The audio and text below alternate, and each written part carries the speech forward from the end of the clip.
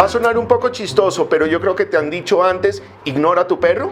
Pues sí, hay momentos a donde la mejor herramienta para que se le calme la ansiedad y aprenda a asociar que eso no lo va a lograr de esa manera es ignorando a tu perro. Ese momento de quiero, ignóralo, se va a calmar. Ese paso del cerebro sucede muy rápido. Si tú cedes y lo consientes y lo vuelves una conversación, pues su cerebro se va a despepitar y no lo vas a poder controlar. Sigue conectado, vas a aprender un montón de lunes a domingo.